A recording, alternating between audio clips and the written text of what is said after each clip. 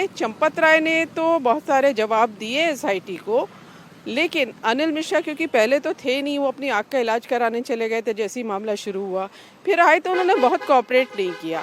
अब पूरे मामले में अनिल मिश्रा का नाम बहुत ज़्यादा आ रहा है।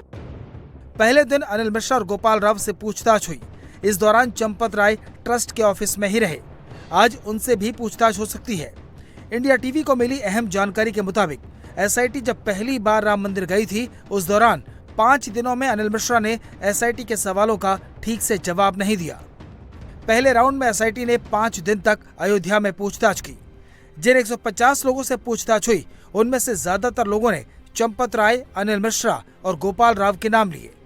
एसआईटी को संकेत मिले हैं कि जिन 8 लोगों को पकड़ा गया है, चोरी का दायरा उससे भी बड़ा है। पुलिस और एसआईटी दोनों के सूत्र कह रहे हैं कि चढ़ावा चोरी में अनिल मिश्रा का बड़ा रोल हो सकता है। जिन 8 लोगों को पकड़ा गया है, उनमें टिन्नू यादव चंपत राय का भरोसेमंद है। कलेक्शन सेंटर की निगरानी करने वाले सुभाष श्रीवास्तव भी चंपत राय के करीबी हैं। बाकी 5 आउटसोर्स कर्मचारियों की नियुक्ति में अनिल मिश्रा का रोल सामने आ रहा है। ज्यादातर लोगों को चंपत राय और अनिल मिश्रा की सिफारिश पर रखा गया। ये भी आरोप है कि मंदिर के चढ़ावे की काउंटिंग में नियुक्ति के लिए रिश्वत ली गई। ये सिर्फ मामला 8 लोगों तक सीमित नहीं है कि जो चढ़ावे की चोरी हुई वो सिर्फ इन 8 लोगों ने नहीं की।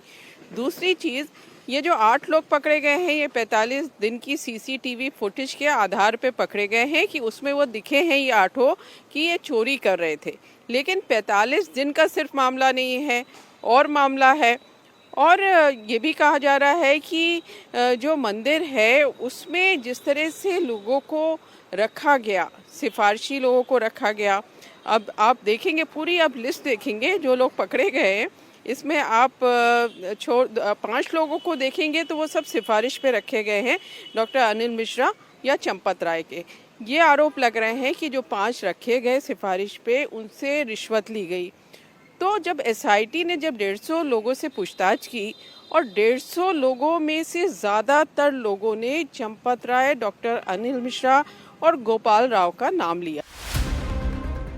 एसआईटी जैसे जैसे परतें खोल रही है, साजिश के नए नए तार खुल रहे हैं। एसआईटी को पहले 15 दिन का वक्त दिया गया था, लेकिन जब जांच शुरू हुई तो साजिश की गहराई का अंदाजा लगना शुरू हुआ। इसलिए एसआईटी ने योगी सरकार से 15 जुलाई तक का टाइम मांगा। इस बीच जांच में हैरान करने वाले खुलासे होने लगे।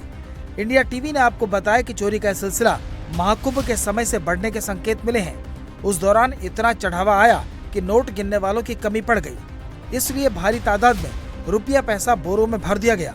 उस दौरान चढ़ावे की जो चोरी हुई, उसके लिए भी अनिल मिश्रा रेडार पर है। महाकुंभ के दौरान क्योंकि मंदिर में बहुत श्रद्धालु आए, जो सरकारी आंकड़े कहते हैं कि 45 दिनों में 13 करोड़ श्रद्धालुओं ने दर्शन किए। अब आप एक अंदाज़ा लगा लीजिए, आप सिर्फ 10-10 रुपया मानिए कि हर श्रद्धालु ने 10 रुपया दिया। हमने मान लिया कि मंदिर के ट्रस्ट के लोग कह रहे हैं कि बहुत सारे ऐसे लोग आते हैं जो ज़्यादा चढ़ावा नहीं चढ़ाते, वो सिक्कों में चढ़ावा चढ़ाते हैं, तो भी तो 130 करोड़ हो गया। तो वो 130 करोड़ रुपया ट्रस्ट में जमा हुआ कि नहीं हुआ, ये सारी पूछताछ हो रही है और अनिल मिश्रा बहुत ज़्यादा शक के दायरे में है।